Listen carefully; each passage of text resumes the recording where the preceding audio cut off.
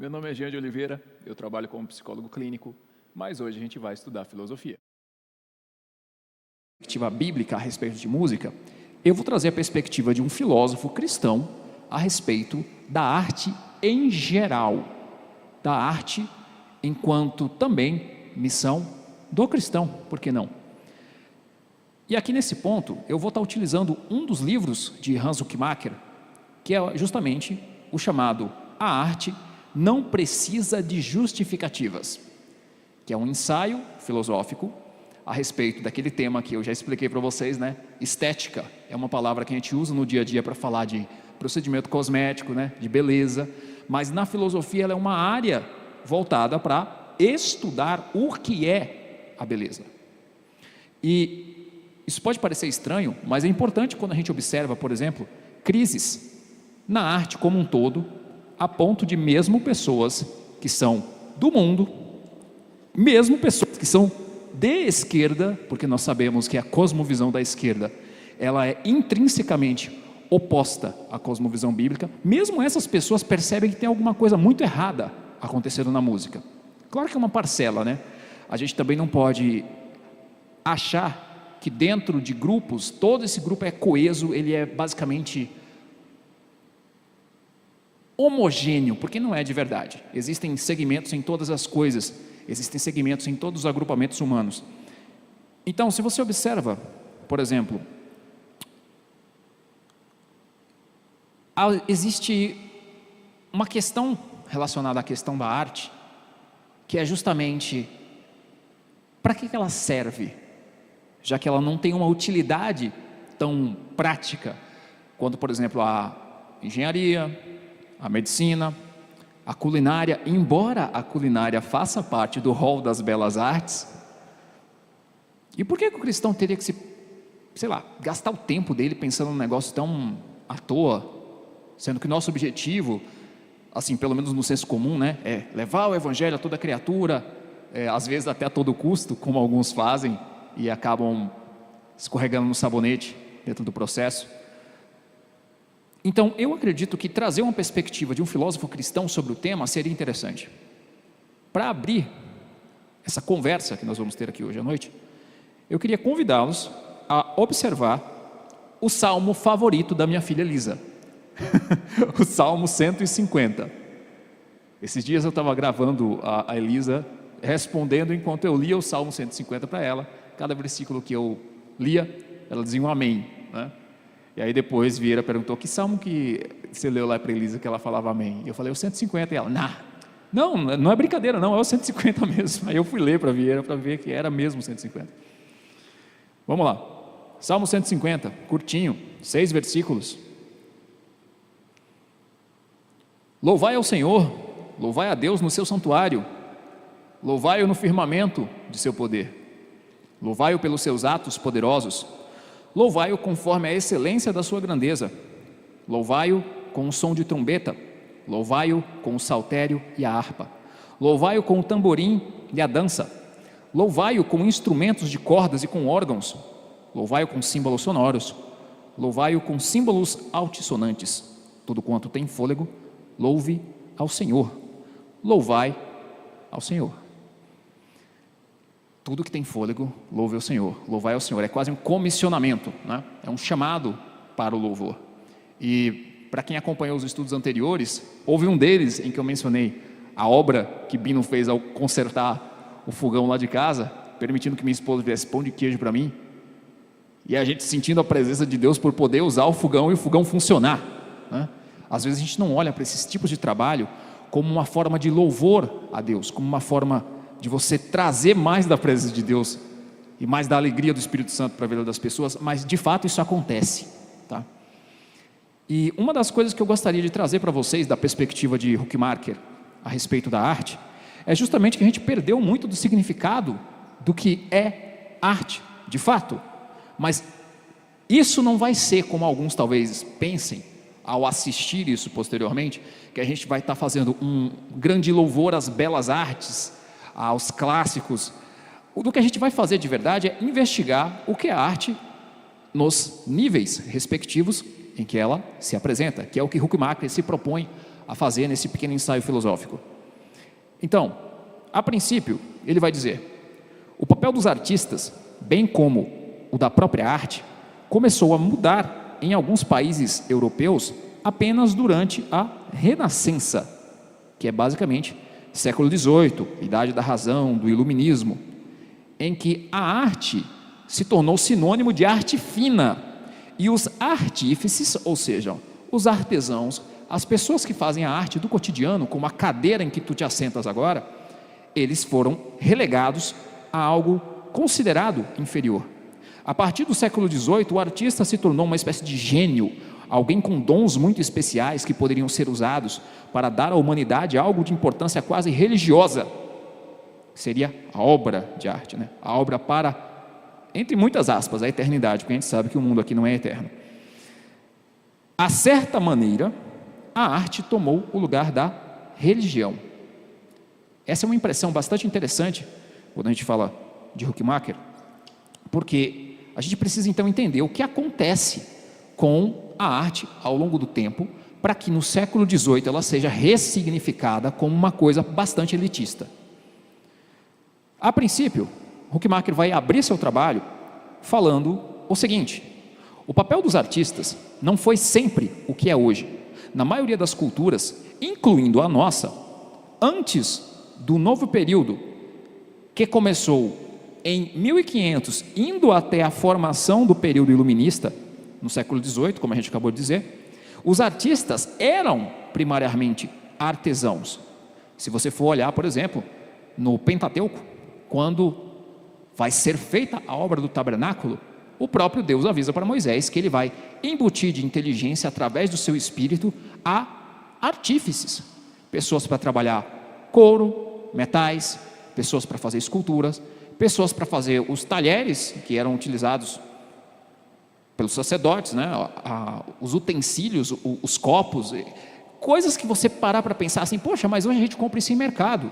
Mas como era algo para ser utilizado no cerimonial do templo, Deus embutiu pessoas, através do seu espírito, de capacidades artísticas para coisas corriqueiras. Esse é um ponto que eu quero apresentar para vocês.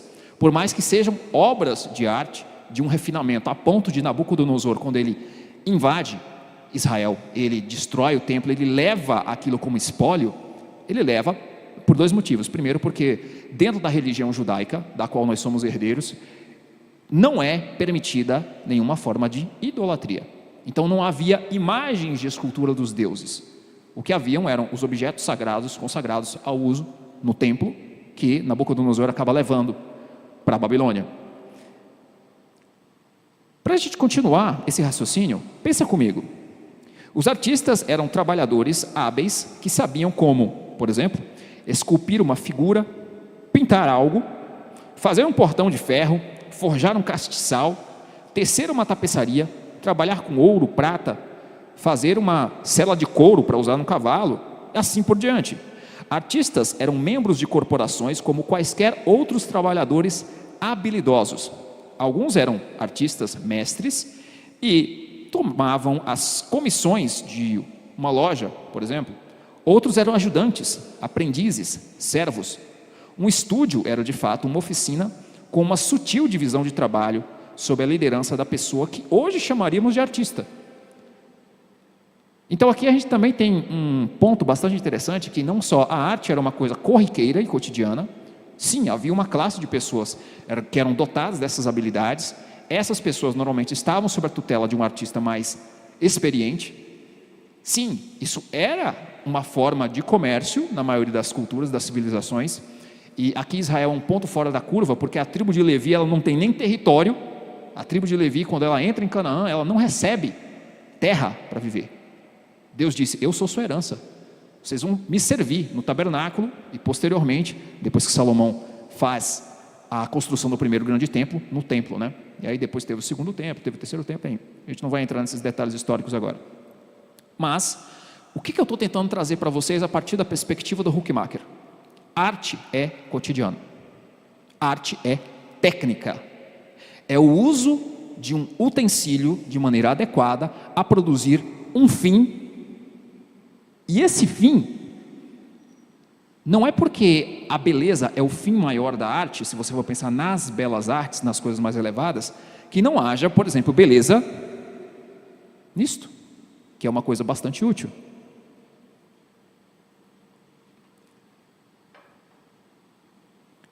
Continuando aqui no nosso pensamento, vamos dar um pouco de contexto para isso ficar mais substancial, né?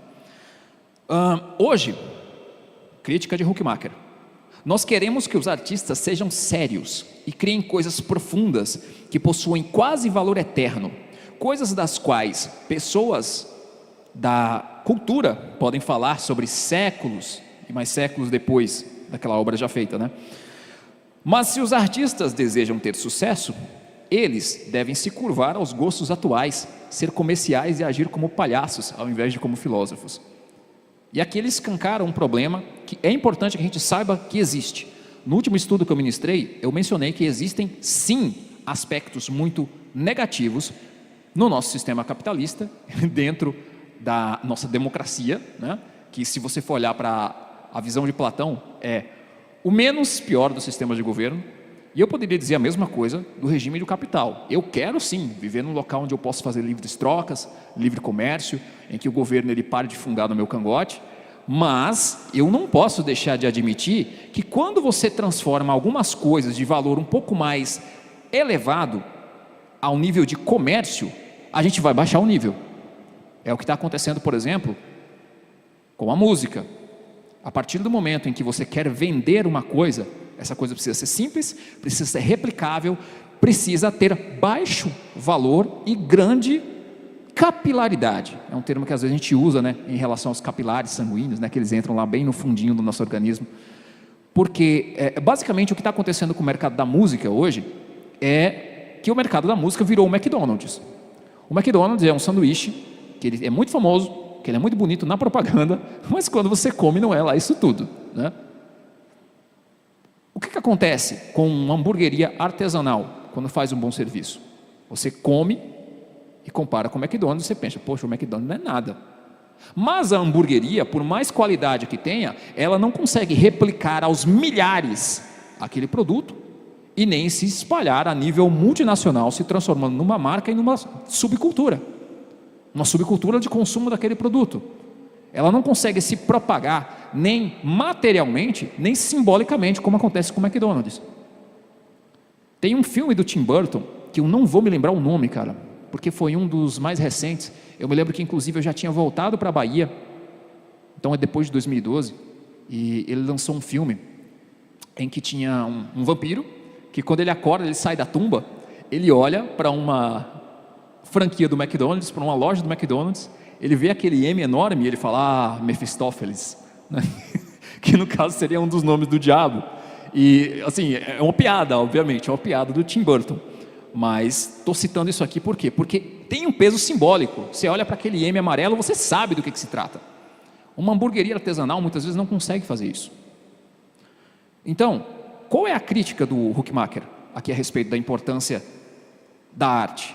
É que existem dois extremos e os dois estão fora de equilíbrio.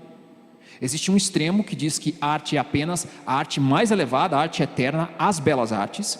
E existe um outro extremo que começa a chamar qualquer lixeiro de arte, a ponto de você deixar um monte de lixo lá caído porque, sei lá, a lata de lixo tombou, né? E o pessoal olha para aquilo lá no museu, oh, isso aqui é uma obra de arte, uma obra de arte. Aí vem o lixeiro e não, o lixeiro aqui caiu, cara. Ele só esqueceu de limpar porque não estava no horário dele, enfim. Eu estou falando aqui meio que na brincadeira, pessoal, mas isso é uma notícia real, tá? Se você for pesquisar na internet, você vai encontrar isso que eu estou falando. O pessoal achou que era uma obra de arte lá no museu, conceitual, moderno, e na verdade era uma lata de lixo que tinha caído. Coisas estranhas andam acontecendo e talvez a gente precise de uma reflexão de qual é o papel do cristão em lidar com esse tipo de maluquice. Porque é uma maluquice, se você parar para pensar. Veja, artistas que são cristãos também lutam com estas tensões, mas os problemas dos artistas cristãos são geralmente maiores, pois é difícil para qualquer cristão viver em um mundo pós-cristão.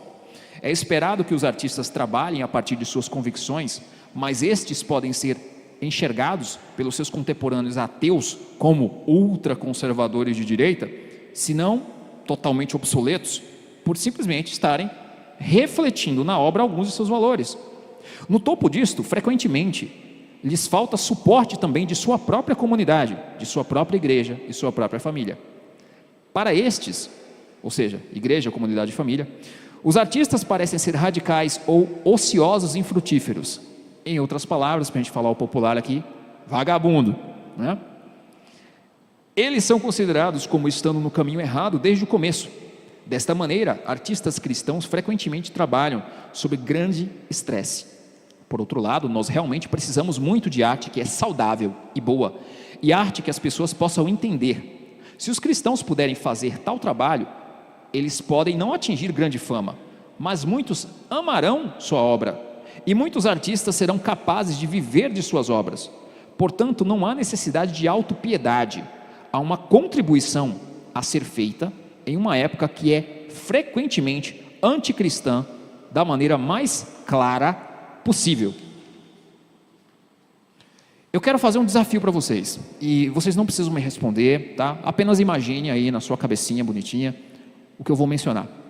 Eu quero que vocês pensem numa história, qualquer história, uma história que você leu na Bíblia, uma história de um filme que você viu, uma história de um livro que você leu, uma história que aconteceu com você. Pensa numa história, certo? Pensa numa história. Vou contar até 3. 1, 2, 3. Beleza, pensou? Agora eu quero que você imagine como me contar essa história sem lugar, sem palavras, sem imagens, sem sons, sem contexto, sem nomes, sem cores, sem vestuário. Me conta essa história. Vocês vão conseguir? Por que será? E esse por que será é um pouco irônico, tá? Porque eu já tive pacientes que em consultório eles chegam para dizer o que eles estão sentindo, e o que eles estão sentindo está completamente descolado da realidade. Eu sinto isso, tá bom, mas quando? E a pessoa não se dá o trabalho de pensar quando ela sentiu aquilo, com quem, fazendo o quê, em que situação que aconteceu, a data, coisas básicas assim, para eu conseguir formular a imagem do que a pessoa está sofrendo. O sofrimento descolado da realidade, ele não é sofrimento, ele é outra coisa, como a gente viu no estudo sobre o Kierkegaard, é angústia, né? Angústia existencial. É quase uma questão metafísica lá, que não é para ser resolvida na base do psicólogo. Você precisa dar um contexto para o que acontece. Se eu não sou capaz de contar uma história sem os elementos básicos, que a gente chama de gestalt, né, que é essa relação figura-fundo, vocês agora estão me vendo, mas eu não estou sozinho no vazio. Eu estou atrás de um púlpito de vidro, aqui atrás tem a bateria, outro púlpito de vidro, aqui tem uma série de coisas aqui do pessoal do áudio e vídeo, do audiovisual. Eu não estou parado na frente do nada. Existe toda uma série de coisas que estão sustentando essa minha aparição a ponto de você conseguir me enxergar. A relação de Gestalt, talvez ela é mais visível para quem tem iPhone, porque você pega lá e desfoca o fundo da imagem, né? E você vê apenas o que você quer que fique destacado na foto. Mas o que você quer que fique destacado na foto é algo que precisa daquele fundo, mesmo que você borre, para ter um contexto de onde diabos aquela figura está. Essa figura não está solta no nada. Esse é o ponto que eu quero trazer aqui para vocês. E se a gente parar de entender a arte como uma coisa desnecessária, uma coisa tola, uma coisa vã, e começar a entender que ela de fato é o contexto no qual nós nos relacionamos uns com os outros e com a criação de Deus. Será que muda um pouquinho o significado? Eu acho que muda pra caramba. Muda e muda muito. Dentro de estética, a gente também entende que tem coisas que são belas e que não são arte, por exemplo, natureza, porque para quem não é cristão, você vai ter muita dificuldade de dizer que aquilo lá teve alguma espécie de design, porque quem não acredita num Deus criador não vai engolir essa. Então a gente admite, meio que torcendo o braço, torcendo o nariz, que a natureza ela é bonita sem ter sido arte, né? Mas a gente que é cristão, a gente não acredita nisso de verdade, eu quero lembrá-los disso. Se as coisas são como são, a gente admite que tem um Deus criador, que é o motor imóvel de todas as coisas, que é aquele que desencadeou o processo de toda a criação. Então sim, todas as coisas belas são de alguma forma obras de arte que em última análise pertencem a Deus diretamente ou indiretamente por conta das leis que Ele formulou para que a realidade assim se configurasse como ela se configura. Então vejamos, já que a gente tem que falar de arte, primeiro partindo do cotidiano, e a nossa perspectiva cristã ela nem sempre é bem ouvida pelo pessoal do mundo, vamos puxar um pouquinho mais de contexto histórico. O Huckmacher vai dizer o seguinte: costumeiramente, artistas de fato faziam coisas tão lindas que nós, tantos séculos depois, ainda nos deslocamos para ver suas obras e frequentemente pagamos enormes quantias de dinheiro para restaurar e entregá-las à próxima geração. E o que quer que fosse que os artistas ganhassem para fazer esses tesouros, igrejas, estátuas, túmulos, pinturas, relicários, lâmpadas, casas, vitrais e muito mais, atualmente eles certamente possuem grande valor econômico para o mercado turístico. Então, para a gente que é de direita, a gente tem que pensar que talvez um bom trabalho de arte, ele talvez não sirva, num primeiro momento, para ser a base econômica da vivência de um cristão, mas talvez com o tempo isso ganhe uma proporção que aquilo se torne algo sobre o qual a economia também gire, abençoando a vida de outras pessoas. Eu não sei quantos de vocês já pararam para pensar sobre isso, por exemplo. No valor que as coisas têm, não no momento em que você faz, porque talvez você não tenha reconhecimento nenhum, mas a história mesma, ela está cheia de artistas que morreram pobres e que depois foi reconhecido que o trabalho deles tinha um valor que hoje é visto como incalculável. Talvez o exemplo mais famoso seja Van Gogh, né? Que ele inclusive hoje a gente olha para trás e diagnostica ele como esquizofrênico, aquele artista que é conhecido por ter cortado a própria orelha numa crise, né? E esse senhor Van Gogh, ele morre na pobreza, e hoje as obras dele estão em museus valendo uma quantidade de dinheiro imoral, até de ser dito o valor, quando você parar para pensar, talvez até um tanto quanto desproporcional, embora ele realmente fosse um bom pintor, embora realmente as obras eram diferentes, e tem uma certa beleza original. Só que o Huckmacher ele vai questionar até isso na história da arte. Ele vai dizer o seguinte: não era a originalidade, mas sim o trabalho sólido e bem feito que era desejado. A beleza não era uma qualidade adicionada, mas sim o resultado natural de técnicas e materiais apropriados, manuseados com grande habilidade. As obras não eram coisas que pediam debates intelectuais e interpretação de um especialista, mesmo se às vezes seus trabalhos fossem discutidos, louvados e criticados. A arte era antes a expressão de uma qualidade e entendimento comuns da vida, muito mais profundos do que riqueza ou status. A qualidade e não a originalidade, nem a inovação, que eram o valor principal. Então vamos baixar o nível, a galera aí que gosta muito de belas artes, embora eu também goste, mas inclusive não é baixar o nível no sentido de baixar a qualidade, mas entender que, olha, tem outras coisas que fazem parte do cotidiano que também podem comunicar uma graça de Deus. Por isso eu volto e conto essa história do Bino consertando o meu fogão mais uma vez, e como aquilo deixou a gente feliz lá em casa, como a gente consegue sentir a presença de Deus comendo pão de queijo, porque talvez tu não consigas observar esse tipo de valor. Ele também falava: olha, eu estou tentando aí passar minha profissão para o meu filho, mas ele não quer aprender. E eu falei com ele: rapaz, e quando tu aposentar, quem é que vai fazer esse serviço? Quem é que vai consertar meu fogão? E aí ele deu risada, né? Arte com A maiúsculo, que seria a questão lá do século XVIII em diante, a partir da Renascença, o artista genial, né? Tem que ser uma coisa muito diferentona, tem que ser muito original, tem que quebrar paradigma. Eu já ouvi isso até dentro de igreja, na época de Evelônio, ele que me perdoe onde ele estiver, mas teve congresso lá na Batista, a gente foi participar, e a galera está lá: não, a gente vai tocar diferente, aí a galera vai dançar dentro da igreja, vai pular, nós vamos quebrar paradigma. E assim, eu sempre fui muito de olhar isso aqui com um certo pé atrás, embora também a gente entrava lá no meio da muvuca e ficava feliz e tal, mas, pô, velho, é igreja, né? É igreja, tá? Na marcha para Jesus talvez até pega, mas dentro do culto.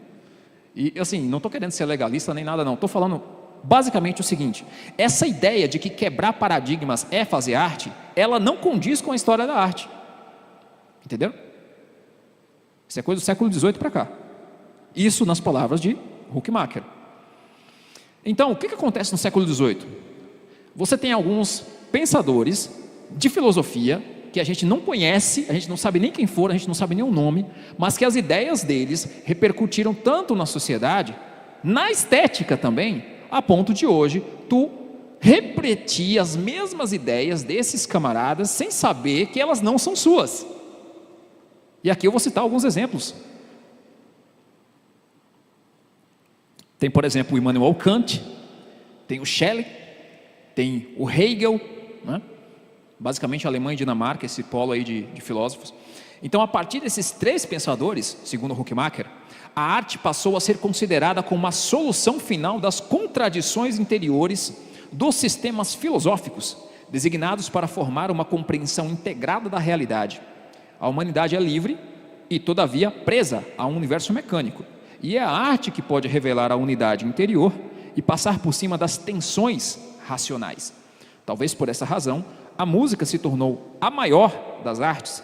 Ela nos domina emocionalmente e não pode ser analisada facilmente. Seu conteúdo, como tal, está além do que podemos verbalizar. Nesse sentido, até tem alguma coisinha aí de interessante, né? Se você for pegar, por exemplo, o documentário do Brasil Paralelo, A Primeira Arte, que é sobre música, tem um momento em que o João Rasta, que é um pianista e também humorista, né, ele tece um argumento sobre a existência de Deus a partir da música tonal.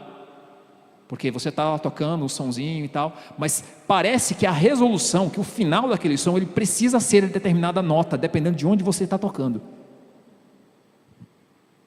Música tonal é basicamente o que a gente faz em, sei lá, quase tudo. Pensa na música do louvor da igreja, é tonal, tá? É tonal. Agora, existem tipos de música que não são tonais? Existe.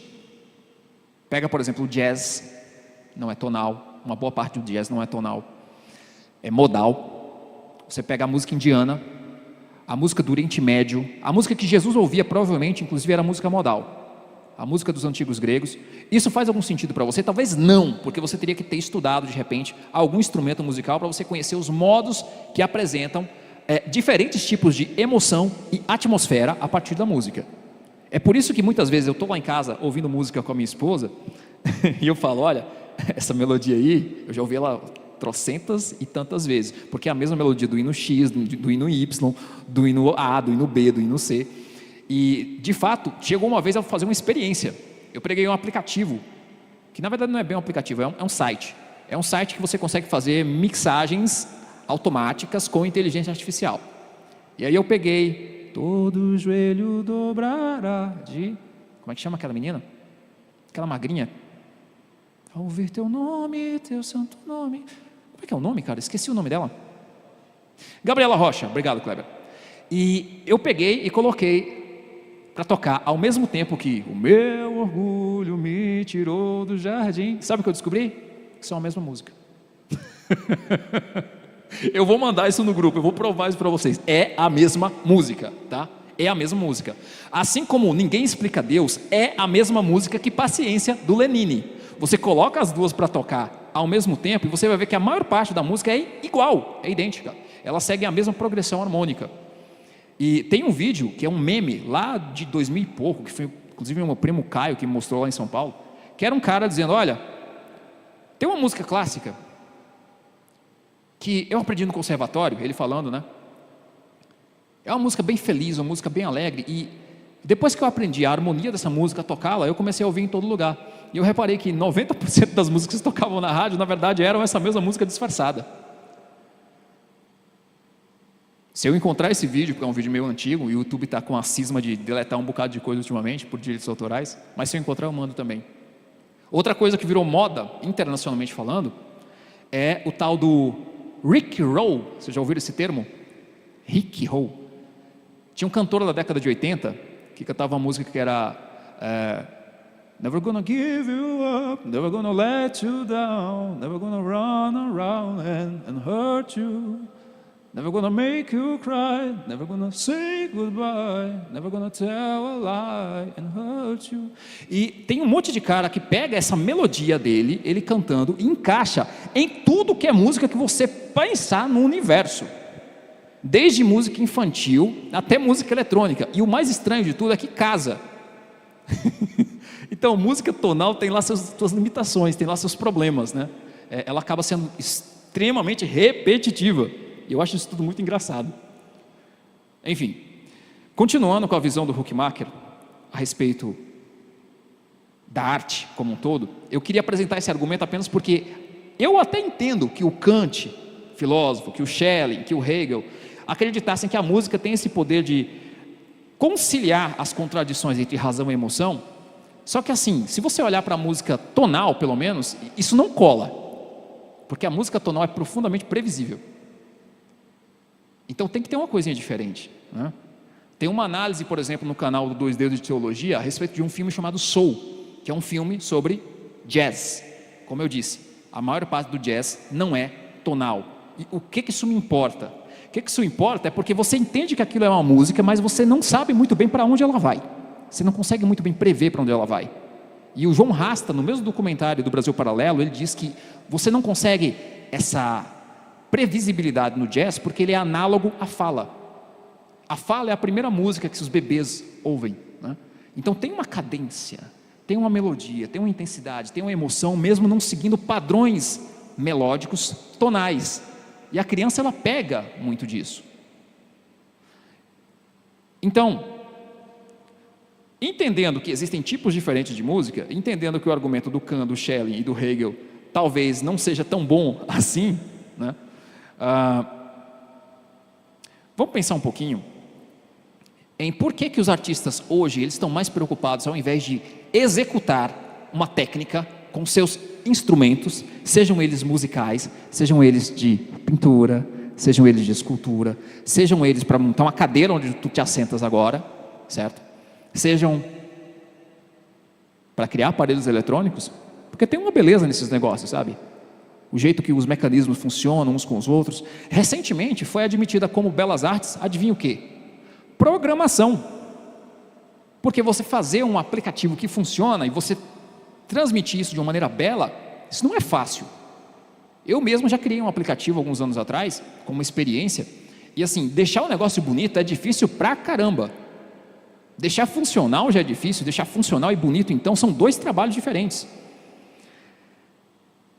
Então vejamos, o que aconteceu para o artista ele se despir, ele abandonar a técnica, porque se o Kant, o Schelling e o Hegel colocavam a arte como uma coisa muito elevada, por que aconteceu o movimento contrário?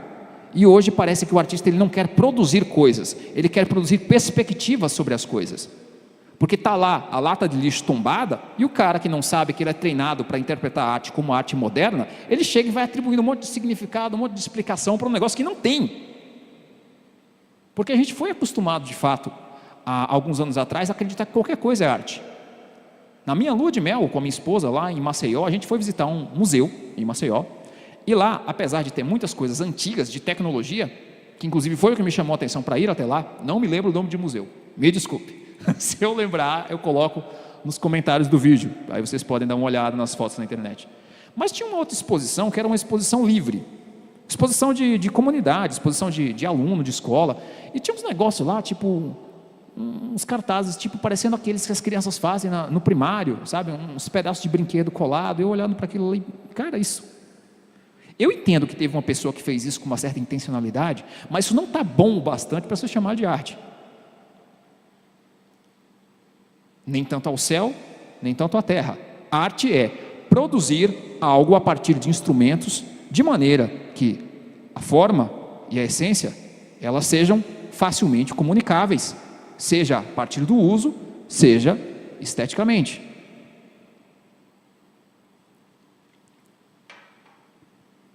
O que isso quer dizer? Não estava bonito, não estava bem feito. Não parecia que tinha colado certo, as proporções estavam erradas. É a mesma coisa de você pegar aquele político, que eu não me lembro o nome, que eu prefiro não comentar, porque esse vídeo vai para o YouTube. Ele tem um olho normal e o outro uns 3 centímetros abaixo. Não dá para você pegar uma pessoa que está com todas as proporções fora do lugar e chamar ela de bonita. Se a pessoa tiver valores, tiver um bom comportamento, tiver alguma qualidade, você pode ter, tem uma beleza moral ali, mas estética não. Vamos diferenciar os termos, né? Estética é uma coisa, moral é outra. Beleza interior não é beleza estética, é beleza moral. Ok? Huckmacher vai dizer: se estudarmos atualmente os grandes artistas e suas realizações, nunca nos é dito nada sobre a força motriz de sua vida, o que eles acreditavam, o que eles defendiam. Estas coisas, sendo enxergadas como subjetivas, são deixadas de fora da história. Nos é dada a impressão de que aquelas grandes pessoas do passado poderiam ter feito suas obras-primas apenas a partir de seu próprio gênio, talentos e percepções, e que religião pouco tinha de influência. Estudiosos modernos, historiadores da arte e filósofos, bem como também artistas, fazem mais do que apenas seguir tendências. Eles trabalham a partir de uma cosmovisão básica da realidade. Esta cosmovisão é frequentemente um tipo de religião não religiosa. E de onde é que vem a crise nas artes, segundo Huckmacher, já que a arte se tornou quase uma espécie de religião? A crise nas artes, segundo ele, ela tem início porque os artistas, depois do período iluminista, os artífices, que eram os artistas a grosso modo, né, eles estavam frequentemente famintos e alienados, já que as obras estéticas não eram vistas como algo de valor, como um objeto de uso cotidiano. É por isso que muita gente que às vezes faz uma coisa bela não se considera artista, desde que essa coisa tenha utilidade. A arte passou a virar sinônimo de coisa inútil. Como é que o cara vai viver se o que ele produz é visto como inútil pelas pessoas? Quando a gente age dessa maneira, a gente está fazendo um monte de gente passar fome. E eu não acho isso legal, porque eu não gosto de passar fome. E se eu não gosto, eu acho que os outros também não vão gostar, né? Se parte da regra de ouro que Jesus ensinou, que é tratar o próximo como você gostaria de ser tratado, a gente tem um probleminha aí. Uma coisa que de repente você demorou anos para dominar aquela habilidade, você não consegue ganhar dinheiro com aquilo, isso é imoral por essência. Mas o que fulano produz não é um produto. Dane-se! O que eu faço também na parte da psicologia não é um produto, é um serviço. Está cheio de gente que faz serviços e não produtos. E mesmo assim, quando você às vezes pode ver, uma escultura, mas pode ser vista como um produto, uma pintura pode ser vista como um produto, a pessoa não quer pagar. Eu estava vendo uma reportagem de um baterista chamado Mike Portnoy, dizendo quanto ele ganha por cada reprodução que ele tem no Spotify, e o valor é irrisório, tirando o fato de que as grandes gravadoras, elas mentem muito para a gente, elas criam tendências. Por exemplo, se eles quiserem injetar uma grande quantidade de dinheiro para reproduzir um comportamento nas pessoas através da música X ou Y, eles pegam uma fazenda de celulares, tá? Eles colocam um monte de aplicativo lá, dando play automático, milhares e milhares e milhares de vezes numa música, para dizer que está todo mundo acessando, para você olhar nas tendências principais do teu aplicativo de música favorito, e você acha que a galera está ouvindo isso aí, você acha que você tem que ouvir também, porque está todo mundo ouvindo, e não tem ninguém ouvindo. É tudo um disfarce. E qual que é o problema disso? Para quem assistiu aquele filme, que é um filme de humor, inclusive, chamado Escola de Rock, com Jack Black, que por acaso, além de humorista, é músico, ele faz um comentário no vídeo que eu achei engraçado na época, mas hoje eu olho e eu penso, cara, isso foi quase profético. Ele disse, a música, quem acabou com a música foi o videoclipe. Claro que ele estava falando isso no contexto do rock americano, só que o que aconteceu com o funk brasileiro? Tem um cara chamado Condzilla, que ele criou um canal no YouTube, ele é um empresário, ele começou a colocar dinheiro em pessoas que produzem funk e fazer videoclipes bem produzidos, tá, visualmente, para dentro da plataforma. E quando ele começa a ganhar relevância no YouTube, como ele começa a lançar seus produtos, né, as pessoas que ele apadrinhou, quando ele começa a ter visibilidade, que não sabemos se foi através de uma técnica de informática, como eu acabei de citar, como a fazenda de celulares, ou se foi algo orgânico, eu já dizia isso há uns 20 anos atrás, que onde o funk entra, normalmente é porque o tráfico está vindo junto. Mas assim, não vamos entrar nesses méritos, vamos fazer de conta que ele é honesto. Eu acho que essa fala ficou meio ruim, mas tudo bem.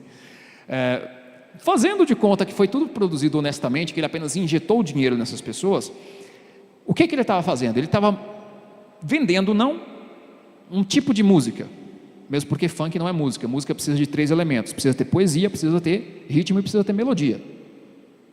Melodia o funk não tem, e muitas vezes nem letra, né?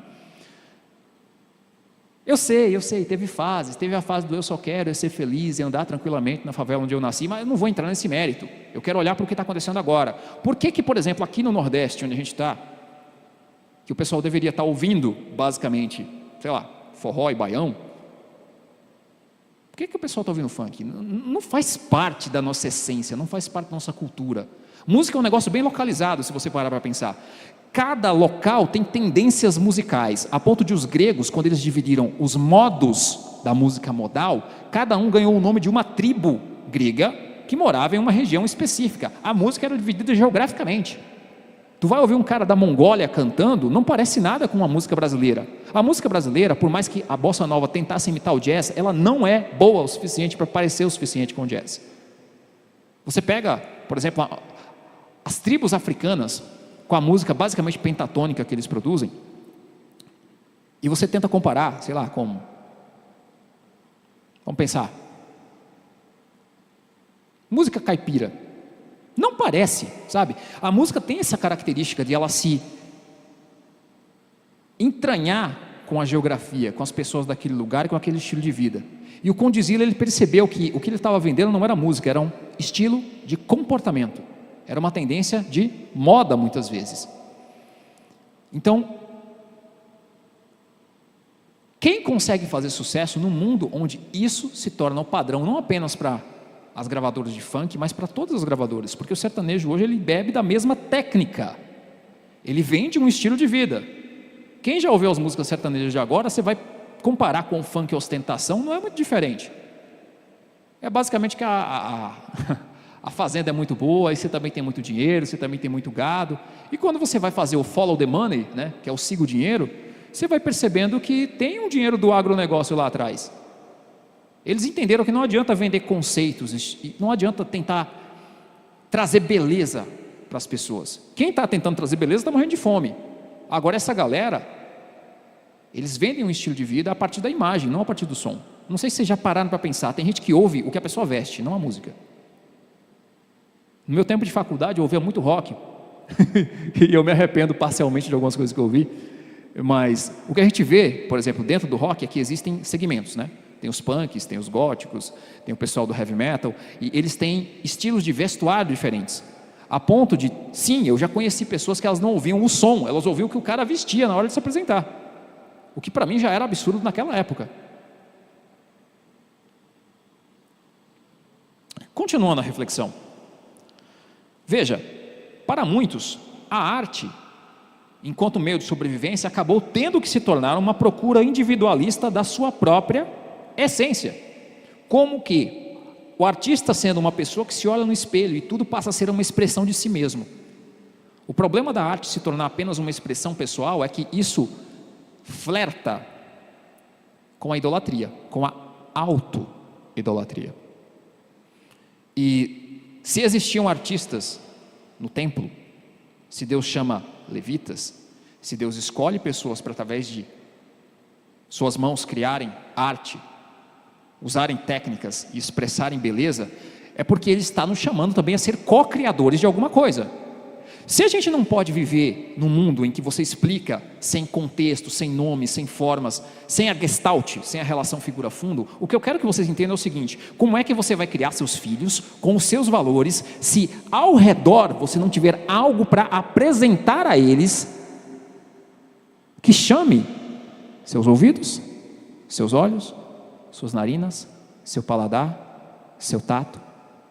Se você não conseguir reproduzir para eles beleza com os teus valores, que tipo de educação você acha que seus filhos vão ter? Alguns dias atrás a gente fez aqui um pequeno momento com os professores daqui da nossa comunidade religiosa, e a gente falava da mesma questão, mas a respeito da educação, porque muitas vezes o professor que ele está na escola, ele não é uma pessoa que tem os mesmos valores que você, cristão, que está mandando seu filho para lá. E mesmo que tenha, muitas vezes ele não tem um cânon de coisas que ele deve ensinar para as crianças com qualidade, para que eles consigam ser cidadãos ajustados. Esse problema a gente também nota aqui. Como é que você quer que seus filhos gostem de coisas que são favoráveis aos teus valores e não daquilo que tu despreza e daquilo que te despreza, sendo que você não cria ao redor dele um cenário no qual ele possa perceber a beleza da criação de Deus através de um co-criador, através de uma criatura que reproduz a beleza que Deus criou, ou que entende os fundamentos das leis pelas quais Deus cria o universo e monta coisas belas a partir disso. Estão entendendo onde eu quero chegar? Louvai a Deus com todos os instrumentos. Se você entender a arte como aquilo que o artífice faz, isso aqui também vira um instrumento. Não precisa ser musical não, tá? Tudo aquilo que chegar às tuas mãos faz o melhor que pode, está lá em Provérbios. É um princípio que ele permeia toda a Bíblia. Fazer o negócio bem feito, porque tudo que você faz, quer comais, quer bebais, façam tudo para a glória de Deus.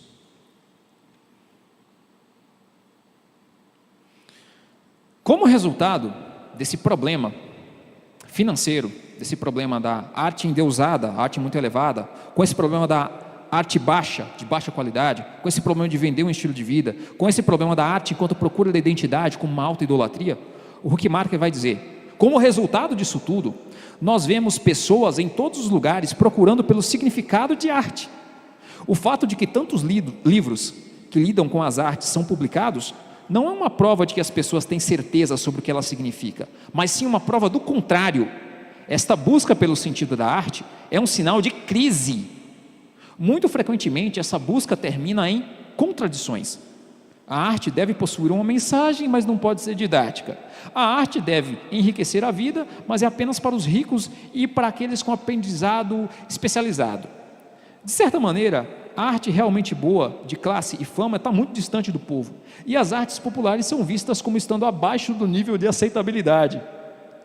Obviamente, diferenças em qualidade e tipo sempre existiram, mas a clara divisão atual de uma arte que deve ser endeusada e outra que deve ser desprezada porque ela não está nos grandes museus, ela é uma coisa nova. Há algum tempo eu achava que a beleza, por exemplo, na música, ela tinha a ver com complexidade. Hoje eu já larguei essa pira. Tem músicas que são profundamente simples e que são profundamente belas, tanto dentro da música que a gente canta em igreja, quanto fora. E aqui vale uma curiosidade que eu aprendi com o Dr. Rodrigo Silva, que é o seguinte: tem um programa dele, lá do Evidências, sobre o livro de Salmos, e ele fala duas coisas que para mim assim ficaram gravadas na minha cabeça. Olha, eu não sei quem escreveu o Salmo 150, tá? Mas segundo o Rodrigo Silva, arqueólogo, que tem muito mais cacife para falar sobre isso do que eu, só 73 dos 150 salmos da Bíblia são atribuídos a Davi. Só 73. Não é nem metade. Então não sei quem fez os 150. E outra coisa que ele fala é o seguinte: olha, você pensa que os salmos eram só as orações e cânticos que o povo judeu fazia durante as celebrações no templo? Achou errado, otário. De fato, havia canções que estão presentes nos salmos, que mesmo durante o período do templo elas não eram consideradas adequadas para serem executadas no templo. Nem por isso deixavam de refletir a glória de Deus, de ser escritura, de ser sagrado. Mas sabe aquele cara que de repente tu passa na cidade igual São Paulo, tocando o violãozinho dele, expressando uma música com emoção, com beleza, que de repente você passa batido e nem dá ousadia? Muitas vezes aquele cara, se fosse na época lá do templo, ele podia estar cantando um salmo, mas que não era para ser cantado dentro do templo. Tem estudos inclusive a respeito de quais canções dos salmos eram de fato adequadas para execução no templo e quais não eram. Quando eu era mais jovem, eu achava que os salmos, pelo fato de serem orações e cânticos, eles eram inferiores ao resto da escritura, porque se tratava do homem falando com Deus. Eu já disse isso algumas vezes para algumas pessoas. Só que quando eu vejo Jesus citando o salmo como escritura, aí eu fico assim: poxa velho, mas eu não posso estar certo, que Jesus está citando isso aqui como escritura. Então tem revelação ali, revelação direta do projeto de salvação de Deus. E eram cânticos e eram orações, e algumas delas não eram para ser feitas no templo. Isso dá uma pira na gente. É como se de fato houvesse uma forma bíblica de argumentar que nem toda música cristã deve ser executada dentro da igreja e que nem toda música que é executada fora da igreja, ela é desprezível para o cristão. Vocês entendem isso? Ando devagar porque já tive pressa, leva esse sorriso porque já chorei demais. Bonito pra caramba, cara, muito legal, letra bacana, socrática inclusive, letra profundamente filosófica, uma música simples. Aí o pessoal fala, não, mas é do mundo. Será que é mesmo? Tenho minhas dúvidas. Aí você pega algumas músicas que a gente às vezes cantava na igreja, lá no começo do evangelho na cidade, né? Põe um anjo aqui, Senhor, põe outro lá. Para quê? Põe um lá na porta e outro no altar. Para quê? Para quê? O que eu estou aprendendo com isso? Eu estou aprendendo alguma coisa sobre a graça comum, sobre a graça revelada, eu estou aprendendo sobre o projeto de Deus da salvação, eu estou aprendendo sobre o sacrifício de Cristo. Não é um foi na cruz, tá? É tipo um põe um anjo aqui, Senhor, põe outro lá. Tá, para quê? Sabe, eu fico com essas questões assim de vez em quando, e uma das razões de às vezes a gente ficar com músicas chiclete na cabeça, músicas de pouca qualidade, sejam elas cristãs ou não, é que nós hoje em dia, dentro do capitalismo, a arte ela está a serviço de mamon. Isso quem está dizendo não sou eu, quem está dizendo isso é o Huckmacher, tá? Ele diz, olha, a arte é a serviço de mamon. Como todas as pessoas genuinamente talentosas tendem a evitar este campo, sua qualidade tem se deteriorado, ou seja, como tem poucos artistas, a qualidade do que é produzido é o carinha da esquina lá que pega um teclado, sintetizador, ele bota uma batida lá, ele fala qualquer coisa e acha que está bom demais. A arte a serviço de mamon é tão simples que vende, porque é facilmente replicável, assim como o hambúrguer do McDonald's. Se as pessoas genuinamente talentosas tendem a evitar esse campo, a qualidade da arte tem se deteriorado. Isso aqui é uma coisa que eu ouvi de um colega meu, que ele falava o seguinte, olha, a gente grava aqui algumas coisas do pessoal, de música, e eu percebo que quem tem mais capacidade musical tem mais medo de errar, às vezes é mais neurótico, e quem às vezes não tem tanta habilidade, assim, vai na fé e na coragem, e acha que está bom demais, e tudo está muito bom, e não está, cara. E assim, era uma pessoa que trabalhava com estúdio, sabe? Continuando, o argumento do Huckmacher sobre a arte a serviço de mamon, né? A arte a serviço do mercado, a serviço da venda. Se a qualidade tem se deteriorado, né, pela falta de pessoas genuinamente talentosas, muito frequentemente o que é produzido carece de imaginação, carece de qualidade. E por essa razão é usualmente a arte que acaba sendo oferecida para o consumo. Isso significa que todos, sabendo disso ou não, sofrem. Ela possui sua parte na feiura de nosso mundo atual. E aí o Huckmacher fala, olha, sabe o pessoal de esquerda? Pois é, mesmo esse pessoal de esquerda tem feito alguns esforços no sentido de mudar parte desses problemas relacionados à arte. Os marxistas, por exemplo, eles são muito constantes nisso, em mostrar o que é uma arte de má qualidade. Muitos os escutam, uma vez que eles pelo menos sinalizam os males. Mas como é marxista, a gente tem que olhar para os dois lados da via, né? Porque tanto vai de um lado como vai para o outro. O Huckmacher vai terminar essa frase dizendo, olha, também é possível que o remédio deles seja pior que a enfermidade. Se alienação simplesmente significa que nossa relação com as coisas é quebrada, se o domínio da natureza ainda é enxergado como um objetivo, se os valores materiais ainda são o alvo final, se o problema do pecado é evitado, então as questões mais sérias permanecerão. O que o Huckmacher quer expressar com isso aqui? Não dá para resolver o problema da arte se a gente não conseguir, através da arte, mostrar o que é o pecado. Porque o pecado ele não tem solução fora de Deus. É necessário expor, através da arte, sim, os nossos valores. É necessário que haja algum tipo de apoio financeiro, no nosso caso que somos cristãos, das igrejas, para os irmãos que produzem boa arte. Porque senão nós vamos morrer de fome. é necessário que a nossa relação com a arte seja de expressar a grandeza da criação de Deus, e não transmitir apenas o seu ego, e não apenas fazer algo porque vende, e não apenas fazer algo para impor um estilo de vida às outras pessoas, como quem faz música para ver com os olhos. E aí o Huckmark vai propor, para a gente poder fazer o fechamento agora, o início do fechamento do estúdio, uma resposta da igreja a esses problemas. Ele vai colocar algumas coisas aqui que eu vou ler, tá? Eu vou ler sem comentários, porque eu acho aqui que ele consegue ser muito sucinto em algumas dessas coisas. Veja: se, como eu já disse, nosso mundo começou a mudar no século XVIII, quando sua direção foi colocada em trilhos humanistas, onde a humanidade é o mestre, e o prazer através do dinheiro e poder são os valores últimos, onde estavam os cristãos? Eles não eram poucos em número naquela época. O sentimento de vida cristã acabou se tornando estreitado para apenas o da vida devocional. Muito facilmente, amplas áreas da realidade, tais como filosofia, ciências, artes, economia e política, foram entregues ao mundo, enquanto os cristãos começaram a se concentrar principalmente em atividades de devoção, no seu próprio umbigo, ou no umbigo de Deus, como você preferir entender. Por vezes, se tornava uma espiritualidade fantasma, sem qualquer corpo. Os cristãos têm acreditado de maneira otimista que seria suficiente pregar o Evangelho e ajudar de maneira caridosa. Ao se concentrar em salvar almas, eles frequentemente esqueceram que Deus é o Deus da vida e que a Bíblia ensina as pessoas a como viver e como lidar com o nosso mundo e com a criação de Deus.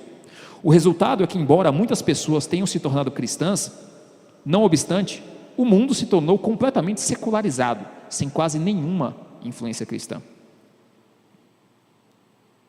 As motivações da nossa sociedade são determinadas pelo mundo e seus valores, ou pela falta deles. Certa escola bíblica organizou um curso sobre cristianismo e cultura, e a primeira pergunta era: o que o cristianismo tem a ver com a cultura? Como ninguém foi capaz de responder, a próxima pergunta foi: por que diabos temos esse curso? Por que diabos temos esse curso, então? Vou repetir para ficar mais claro. Uma escola bíblica organizou um curso de cristianismo e cultura. E a aula começa nesse curso com a pergunta: o que o cristianismo tem a ver com a cultura? Nenhum dos alunos matriculados soube responder. Resultado, a segunda pergunta foi: por que diabos temos esse curso? Entenderam? Mas o que acontece quando estes estudantes deixam a escola e começam seus trabalhos, digamos, em evangelismo, e começam uma campanha em algum lugar? Pode haver uma grande tenda e um ótimo pregador, mas e sobre a música que será tocada antes do pregador falar? Ou será que haverá música? E se houver música, de que tipo, de que estilo, de que gênero? Não deveríamos pensar sobre isso? Ou isso não importa? Eu quero lembrá-los que lá no início dos anos 2000, principalmente o pessoal de Brasília tentou usar o funk na igreja. E assim, conseguiu ser mais ridículo do que o funk do mundo, inclusive. E isso é difícil de fazer, sabe? Então, vamos continuar a reflexão. A música também é comunicação. Suponha que esta comunicação diga o oposto do que o ótimo pregador disser. Qual mensagem tu acha que as pessoas vão lembrar com mais facilidade? Eu vou dar um exemplo que meu professor de biologia, quando dava aula sobre memória, ele falou lá na faculdade: 2 hambúrgueres, alface, queijo, molho especial, cebola, picles e um pão com gergelim.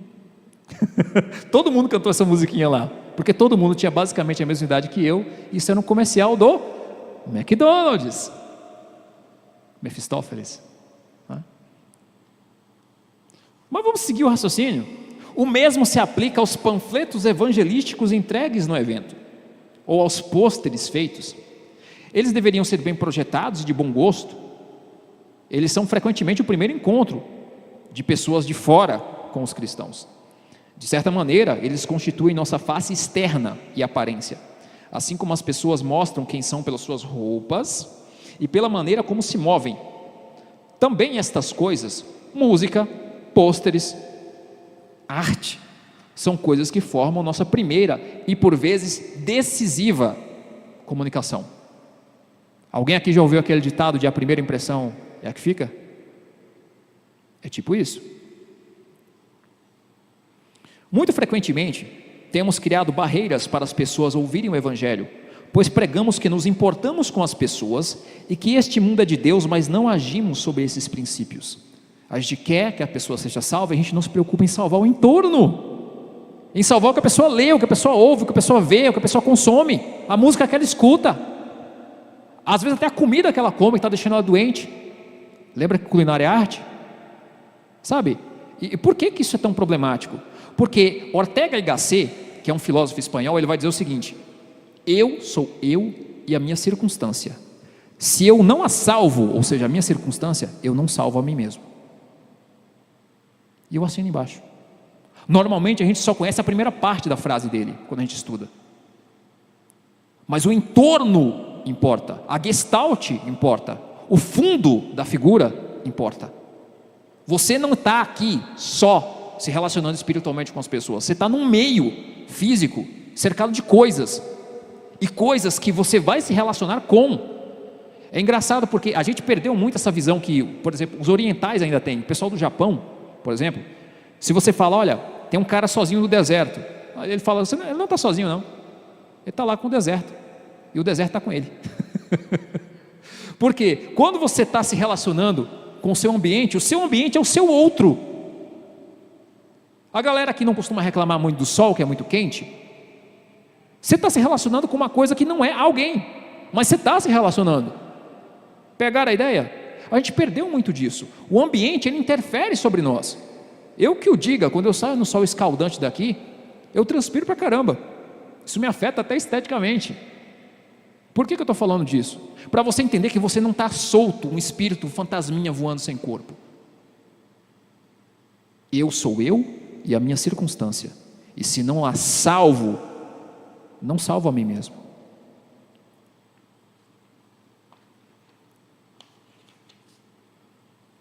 Então, antes do iluminismo, antes do século XVIII, o que havia em arte? Já que arte era coisa de artífice. O Huckmacher ele vai explicar. Por exemplo, na Idade Média, pensa até o tempo da Reforma, né? A Reforma ela acontece no século XVI, aí vai caminhando até 1800, até o finalzinho do século XVII, começo do século XVIII. Ele vai dizer que nesse período, quando o pietismo e a espiritualidade começaram a, de certa forma, remover a arte da igreja, porque sim, teve uma parcela de culpa, teve muita coisa boa da reforma protestante, mas teve coisas ruins. Se você parar para pensar que, olha, o ídolo ele é uma coisa ruim se ele for venerada, mas a obra de arte em si, o artista ele podia estar sendo usado para fazer outra coisa. E quando o pessoal se convertiu ao protestantismo, o negócio era tão simplista, tão minimalista, que o cara perdia o emprego, ele tinha que mudar de profissão. Não se pensava, por exemplo, que o cara que fazia essas obras de arte que serviam para a idolatria poderia usar os mesmos talentos para produzir algo belo para o louvor de Deus. O pessoal simplesmente foi empurrando a arte para fora da igreja. Qual o resultado disso? Os cristãos passaram a se contentar com coisas muito mais simples.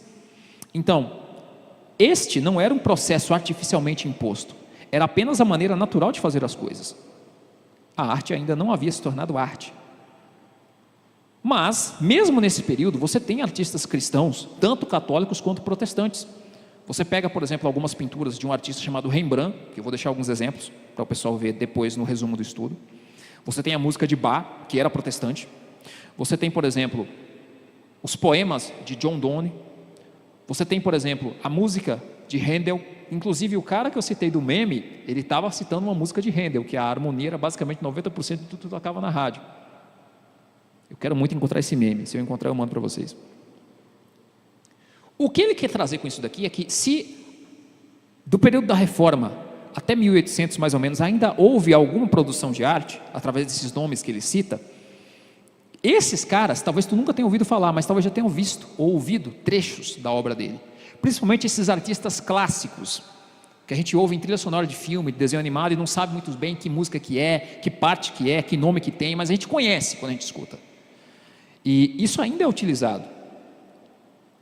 E muita gente não sabe nem que algumas dessas canções são canções cristãs, que algumas dessas pinturas são pinturas de contexto cristão, que alguns desses poemas são cristãos. Mas o cristianismo significou algo nesse período. E estas coisas frequentemente ainda comunicam sua mensagem, mesmo hoje.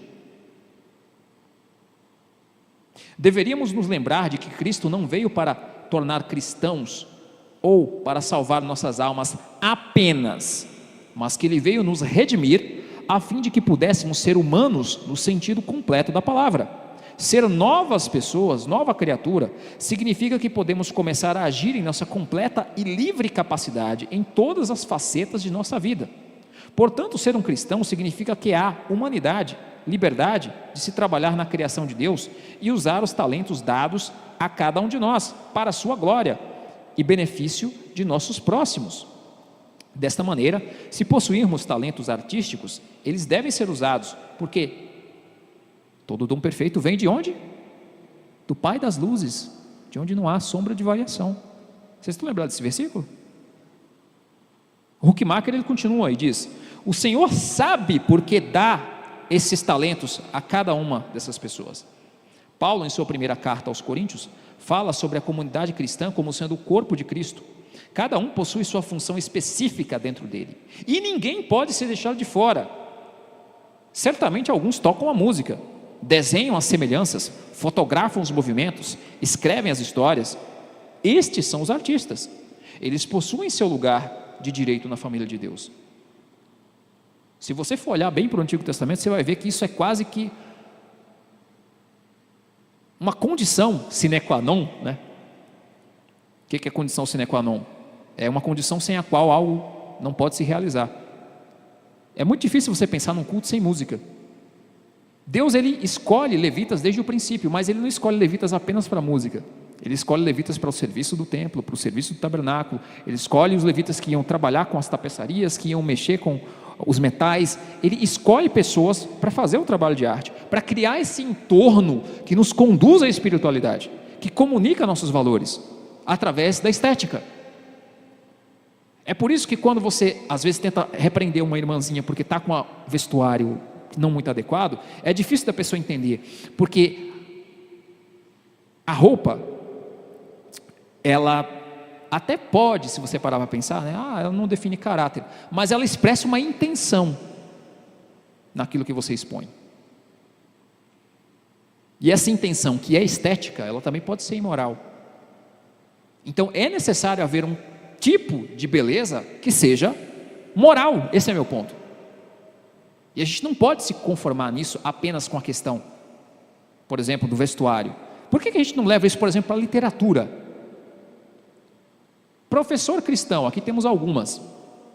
Você conhece livro de literatura cristã para, sei lá, recomendar para seus alunos, para seus netos? Vocês sabem. Vocês já pararam para pensar 2 minutos na sua vida sobre isso? Entre outras coisas. Veja, eu citei pintores cristãos, citei poetas cristãos, através da fala aqui do Huckmacher. Então, tem um capítulo específico do livro, já estamos terminando, em que ele traz uma reflexão chamada chore, ore, pense e trabalhe. E ele vai dizer o seguinte: o começo ao qual eu me referi pode ser resumido nesta fórmula: chore, ore, pense, trabalhe.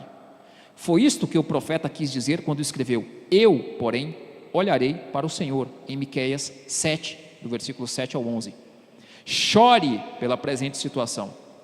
Veja quão longe temos nos desviado de um fundamento aceitável. Nos preocupemos com os muitos que vivem vidas que parecem vazias e inúteis. Até mesmo o mundo está preocupado com estas coisas. A televisão demonstra que em um mundo totalmente secularizado, que o comercialismo, violência, sexo, entretenimento barato e escapismo são as únicas realidades que restam. O sentido deve ser redescoberto e restaurado às nossas ações e esforços. Devemos analisar a situação, tentar descobrir o que está errado e avaliar nosso papel e lugar nela. Ai dos que dormem em camas de marfim, que cantam ao som da viola, que bebem vinho em taças e se ungem com o mais excelente óleo, mas não se afligem pela ruína de José. Está lá em Amós, versículos capítulo 6, versículos 4 a 6. A questão é quanto de nossa riqueza hoje pode ser considerada uma bênção e quanto ela é uma bênção transformada em maldição. Porque você até pode pensar em ter lá seus arquivos de coisas bacanas para você criar seus filhos, mas e os filhos dos outros? Tu vai criar teus filhos sozinho? Os muçulmanos já estão tomando a Europa. O que a gente vai fazer para proteger Ibipitanga? Não dos muçulmanos, né, que eles ainda estão longe. Se bem que eu acho que eles vão chegar. Mas pelo menos dos funkeiros, sabe? Porque já estão aí, já estão fazendo um estrago desgraçado. Podemos nós ficar facilmente diante de Deus com todas as nossas comodidades, as coisas inventadas, a fim de tornar nossa vida fácil e luxuosa? Chorar é também enxergar nossa própria fraqueza, nossas próprias falhas, e ver onde nosso amor e nosso cuidado e nossos esforços têm faltado. E chorar nos leva a orar. Oramos conscientes de que não podemos mudar as coisas por nós mesmos e que precisamos de ajuda. Nós também oramos para pedir sabedoria, força e perseverança a fim de trabalharmos por uma melhor situação. Perseverança certamente é o mais difícil, saber que tudo levará tempo e que não é suficiente trabalhar agora, mas que devemos continuar e talvez jamais vejamos os resultados com os nossos próprios olhos. Talvez seja uma coisa lá para os nossos netos ou para os netos dos nossos netos. Mas Deus é bom em salvar almas. Só que nós temos tido a tendência de deixá-lo de fora das nossas grandes decisões na educação, na ciência, na política, nas artes e assim por diante. Temos que entender as formas de pensamento da história intelectual ocidental e suas consequências. Um mundo reduzido ao relativismo, à neutralidade de valores que são anticristãos ou acristãos, temos que analisar as soluções propostas e nos preparar. A sequência possui sua própria lógica. Não pode se começar uma coisa sem primeiro ter feito a outra. Chore, ore, pense e trabalhe. Eu não sei quantos de vocês são capazes de chorar sobre isso, mas eu já fui bastante, porque é um tema que me dói enquanto indivíduo. Então, para poder terminar, aqui tem um pequeno ponto em que o Huckmacher ele vai fazer uma última análise.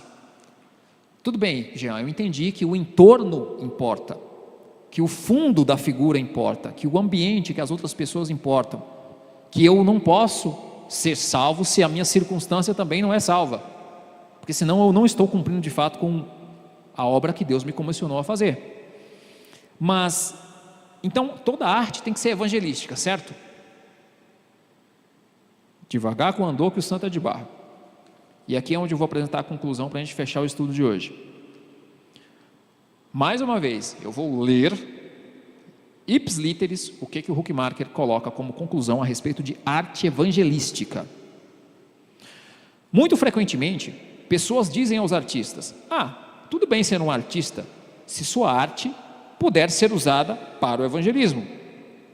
A arte tem muito frequentemente se tornado uma ferramenta para o evangelismo, mas sejamos precisos, não tem nada contra isso, só que devemos estar cientes que a arte não pode ser usada apenas para mostrar a validade do cristianismo.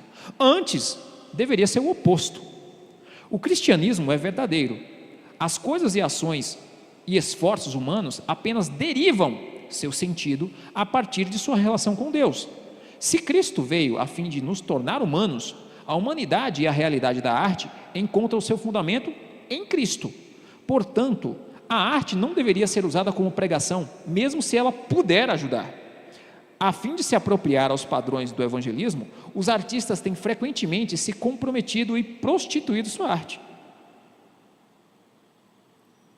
Imagine, por exemplo, que compositores clássicos como Handel, como Bach, pintores como Rembrandt e outras pessoas que ele citou como artistas, mesmo num período de decadência, que conseguiram produzir coisas profundamente cristãs, mas sem necessariamente estar impondo o ponto de vista das outras pessoas, né?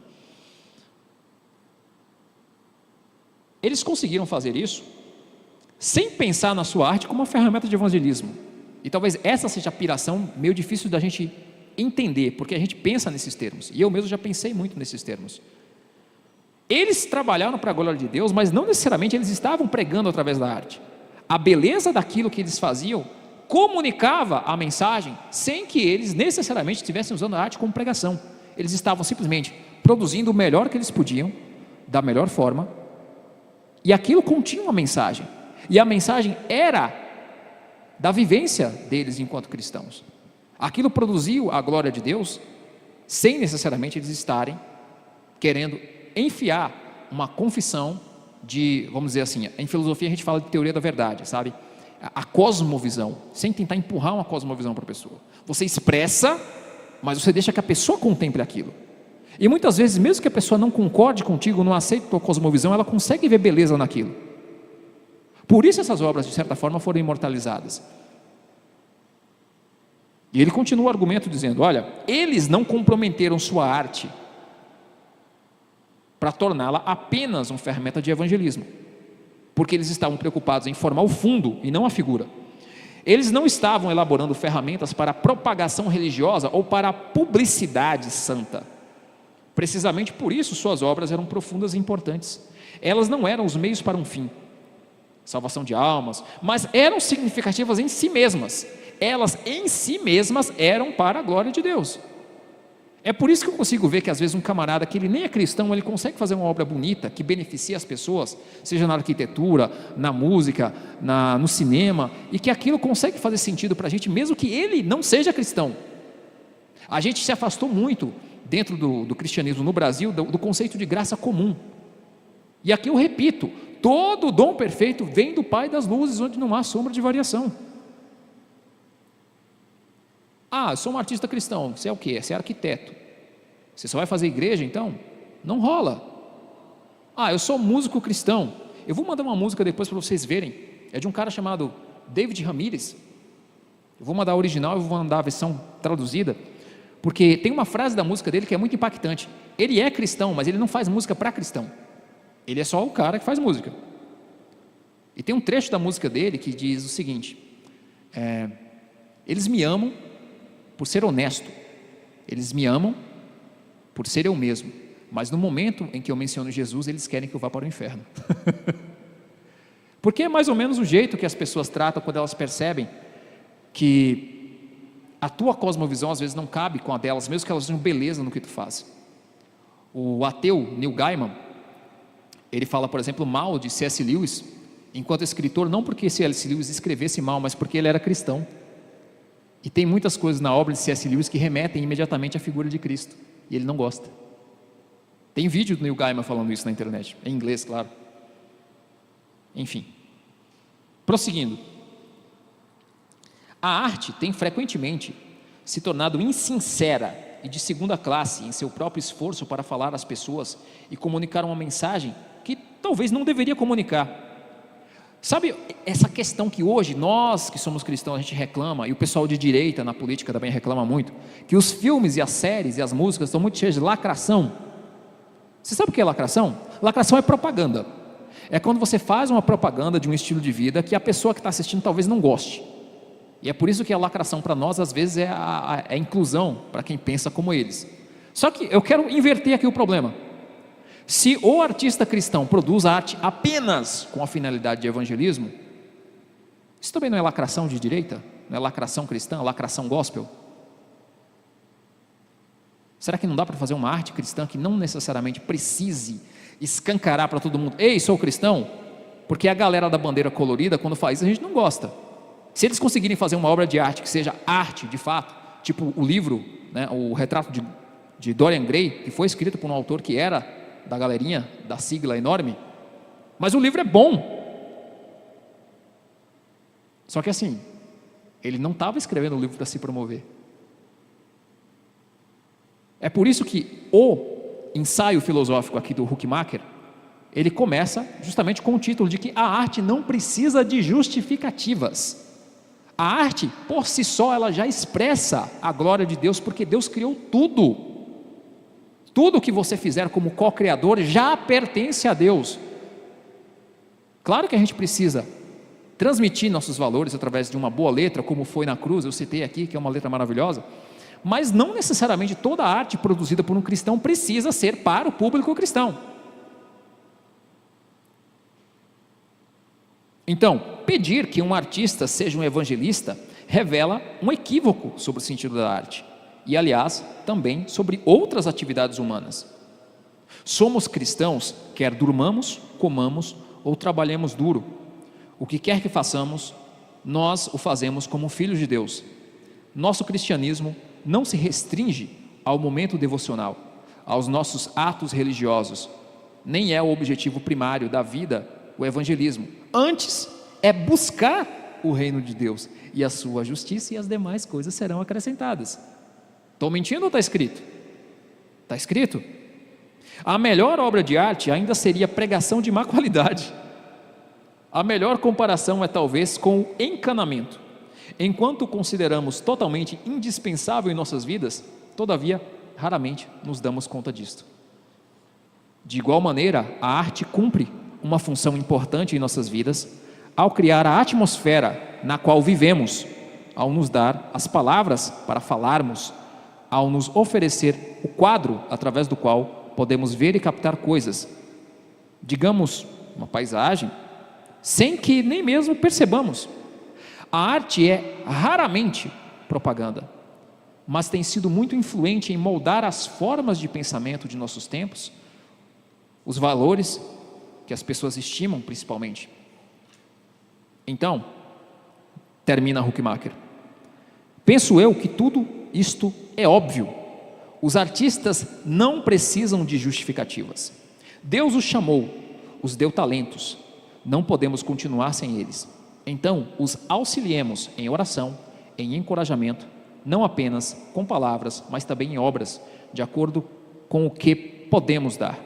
De fato, aquilo que não podemos viver sem, não precisa de qualquer justificativa. Assim como a tua comida não precisa ser cristã para que você a consuma, nem sua água precisa ser cristã para que você mate sua sede. E assim a gente encerra, tendo o prazer de poder dizer que quando eu cantar em algum momento, eu leio o Huckmacher, eu realmente vou ter lido. E eu vou ter entendido o que a música quer dizer. Talvez mais para frente, depois que o Alex trouxer o estudo sobre música cristã, a gente pegue só essa música para analisar, porque tem tanta referência filosófica nessa canção do Palavra Antiga, que dá um estudo inteiro, só você analisar a letra que ela traz. Hoje eu peguei a primeira frase.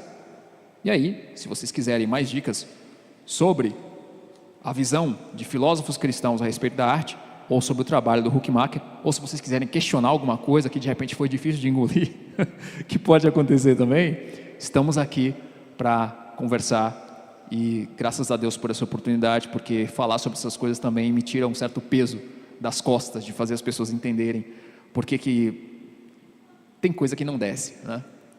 E às vezes a gente amarra muito as pessoas dentro da igreja, você só pode fazer arte cristã, e a gente está perdendo de criar um entorno que de fato sirva para a glória de Deus, ao impedir que algumas dessas pessoas produzam coisas de qualidade que não necessariamente são para ser consumidas pela igreja. Deus abençoe, e a palavra com o pastor Daniel.